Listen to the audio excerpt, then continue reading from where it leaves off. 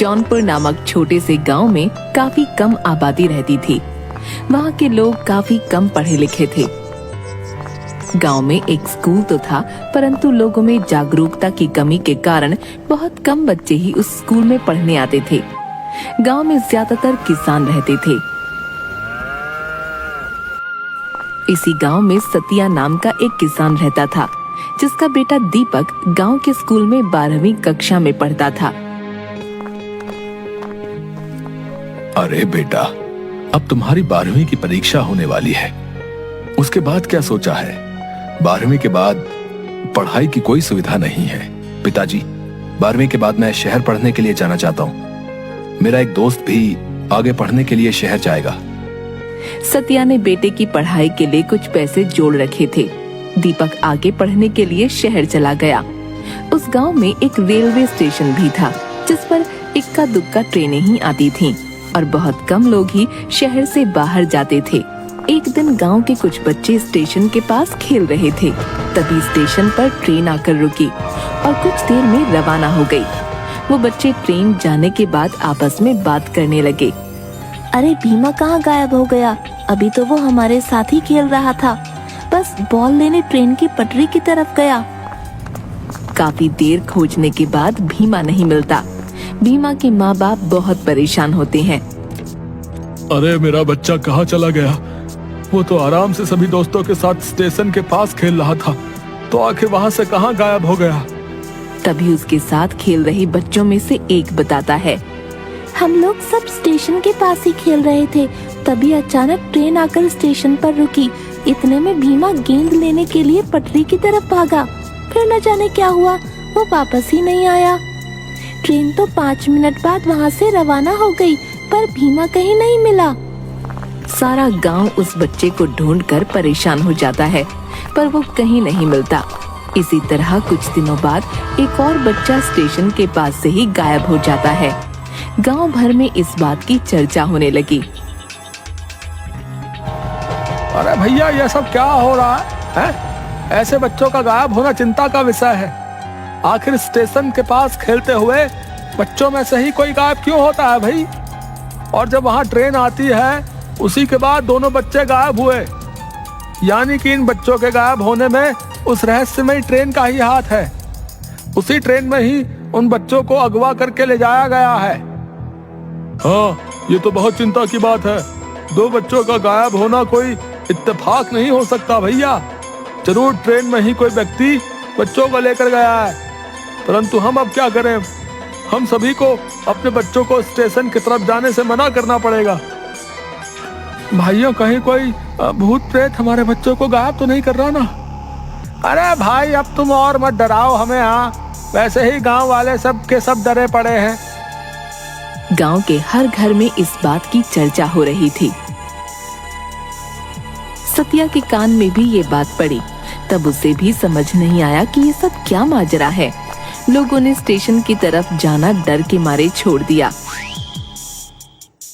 दीपक शहर से छुट्टियों में कुछ दिन के लिए गांव में रहने आया। उसने भी गांव वालों से और अपने पिता से बच्चों के रहस्यमयी तरीके से गायब होने का किस्सा सुना। अरे भाई, मैं ये क्या सुन रहा हूँ? गांव से 2 बच्चे किस तरह स्टेशन के पास से गायब हो गए? हमें इस बात की तह तक जाना चाहिए, वरना तो डर के मारे कोई स्टेशन की तरफ जा ही नहीं पाएगा। हाँ भाई, हमें जरूर कुछ करना चाहिए, लेकिन कुछ लोग इसे भूत प्रेत का साया भी बता रहे हैं। क्या यार, तू भी पढ़ा लिखा होकर किन बातों में विश्वास कर रहा है? माजरा कुछ और है। 2 बच्चों में से एक बच्चा मेरे दोस्त का छोटा भाई था। उन लोगों का दुख मुझसे देखा नहीं गया। कुछ दिनों बाद ही स्टेशन से कुछ दूर खेत में कुछ बच्चे खेल रहे थे। उसमें से भी एक बच्चा उसी तरह गायब हो गया, और वो भी बिल्कुल ट्रेन के स्टेशन आने के समय के आसपास ही। अब तो गांव वालों को चिंता सताने लगी। सभी ने बैठकर ये तय किया, अब तो हमें इस बारे में कुछ ना कुछ करना पड़ेगा भैया, वरना हमारे गांव से बच्चे इसी तरह गायब होते रहेंगे। आखिर ट्रेन आने के समय पर ही बच्चे गायब क्यों होते हैं? हमें इस बात का पता लगाना ही पड़ेगा। दीपक, तुम पढ़े लिखे हो और समझदार भी हो।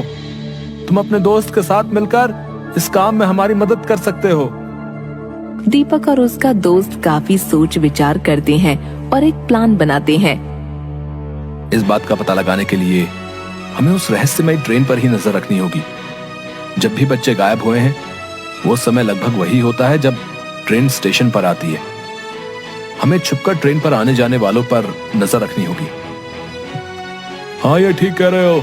हम गांव वालों की मदद लेकर ऐसा कुछ प्लान बनाएंगे जिससे कि हम असली गुनहगार को पकड़ सकें। गांव के कुछ जवान लड़के स्टेशन मास्टर के कमरे में छुपकर बैठ जाते हैं और दीपक उन्हें समझाता है। देखिए, आप लोग इस कमरे में छुपकर बैठे, बाहर गांव के 2-3 बच्चों को स्टेशन पर खेलने के लिए छोड़ देते हैं। वो जो भी व्यक्ति है बच्चों को भी अपना निशाना बनाता है।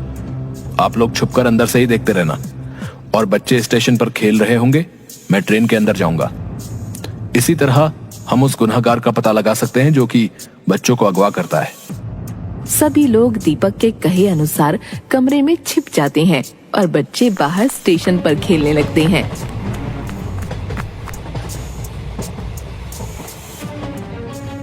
ट्रेन स्टेशन पर जैसे ही रुकती है, उसमें से एक आदमी कंबल ओढ़े बच्चों की तरफ बढ़ता है।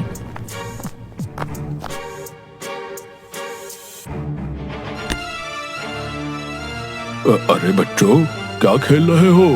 ये लो, मैं तुम सबके लिए चॉकलेट लाया हूँ। हेलो। वो व्यक्ति सभी बच्चों में चॉकलेट बांट देता है और उनमें से एक बच्चे को कहता है, सुनो बेटा, जरा मेरा ये बैग अंदर ट्रेन में रखवा दो, तुम्हारा बहुत भला होगा बेटा। बच्चा खुशी खुशी उस व्यक्ति का बैग लेकर उसके पीछे पीछे ट्रेन के अंदर चल देता है। दीपक और उसका दोस्त ये सब दूर से देख रहे थे। वो भी उसी डिब्बे में उन लोगों के पीछे पीछे चल देते हैं। दीपक देखता है कि वो व्यक्ति उस बच्चे के बैग रखने के बाद उसके मुंह पर रुमाल लगाकर उसे बेहोश कर देता है और वहीं सीट पर सुला देता है। ट्रेन में कोई ज्यादा लोग नहीं थे, इसलिए वो व्यक्ति आराम से इस बच्चे को अगवा कर लेता है। ट्रेन चल पड़ती है।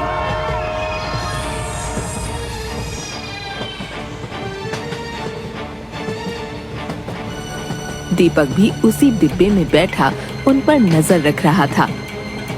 दीपक अपने दोस्त से कहता है, मुझे लगता है ये व्यक्ति इस बच्चे को अगवा करके ले जा रहा है, परंतु ये ऐसा क्यों कर रहा है? मुझे चुपचाप इस पर नजर रखनी होगी, तभी मैं इसे रंगे हाथों पकड़ पाऊंगा।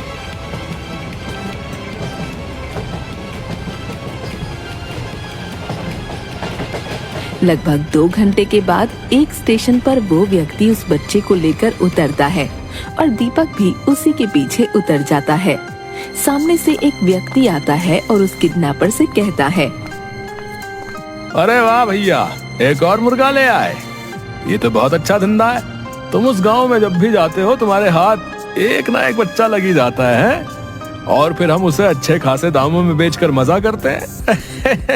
हाँ भाई, उस गांव में तो इतने बेवकूफ लोग रहते हैं कि कोई भी आज तक मुझे पकड़ नहीं पाया।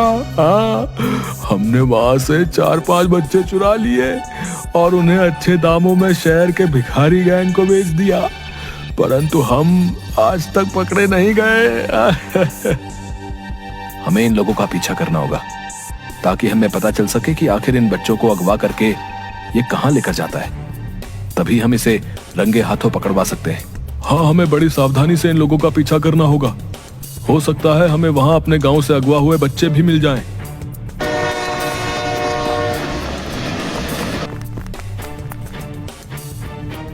फिर दीपक और उसका दोस्त उन दोनों किडनैपर्स का पीछा करने लगते हैं।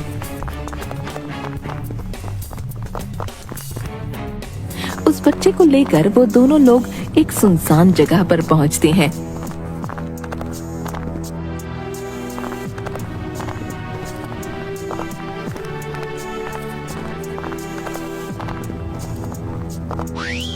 दीपक और उसका दोस्त बहुत सावधानी से उन लोगों का पीछा करते रहते हैं। तभी वो लोग एक बड़े से कमरे में दाखिल होते हैं।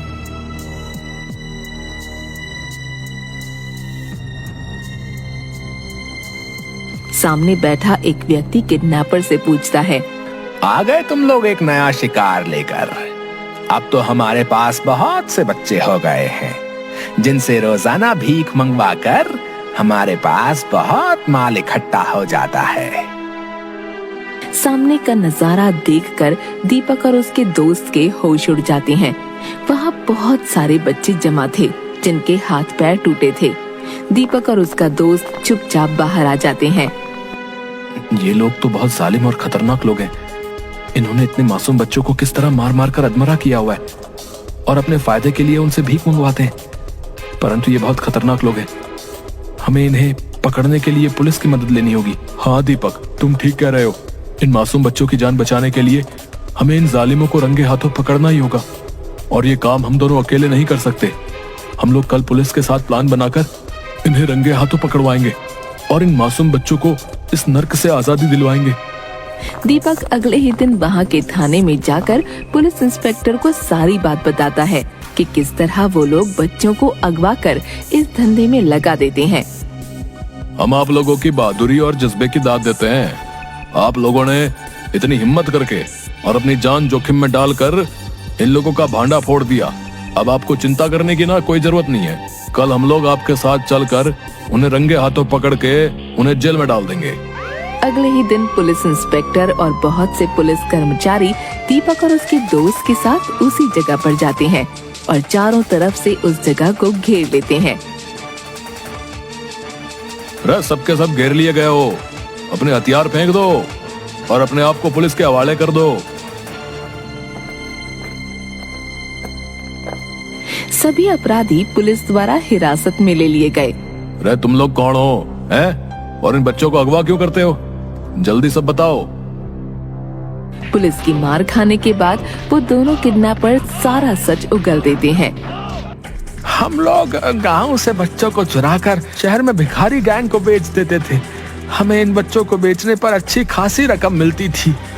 वे लोग इन बच्चों के हाथ पैर तोड़कर इनसे भीख मंगवाते थे। ये लोग काफी समय से अपना धंधा चला रहे हैं दीपक। तुमने इन लोगों को पकड़वा कर बहुत अच्छा किया। इन लोगों ने और भी कई गांव के इस तरह के बच्चों को ट्रेन में अगवा किया है। जिस गांव की आबादी कम होती थी वहीं के बच्चों को ये लोग निशाना बनाते थे और हम लोग काफी समय से इनकी तलाश में थे, परंतु इनका कोई सुराग हमें नहीं मिल पा रहा था। तुम लोगों का बहुत बहुत धन्यवाद जो तुमने इतनी हिम्मत करके इन लोगों को रंगे हाथ पकड़वाया भी। ये तो हमारा फर्ज था इंस्पेक्टर साहब। ऐसे लोगों को तो सलाखों के पीछे ही होना चाहिए। इन्होंने न जाने कितने घरों के बच्चों को उनके माँ बाप से जुदा करके अपने फायदे के लिए बेच दिया। पुलिस उन गुनहगारों को जेल में डाल देती है और अगवा हुए बच्चों को आजादी दिलवा देती है। दीपक अपने गांव के चारों बच्चों को वहां देखकर बहुत खुश होता है। देखो भीमा और बाकी बच्चे हमें मिल गए हैं। अब हम इन्हें गांव वापस ले जाकर आपसे इन्हें मिलवाएंगे तो वो लोग कितने खुश होंगे। दीपक और उसका दोस्त उन बच्चों को वहां से छुड़वाकर गांव वापस ले आते हैं। गांव वाले अपने बच्चों को जिंदा वापस देखकर बहुत खुश होते हैं और दीपक और उसके दोस्त का शुक्रिया अदा करते हैं। इस तरह दीपक और उसके दोस्त ने समझदारी और हिम्मत से काम लेते हुए इन लोगों को सलाखों के पीछे पहुंचा दिया। अब गांव वाले बहुत खुश और निश्चिंत थे।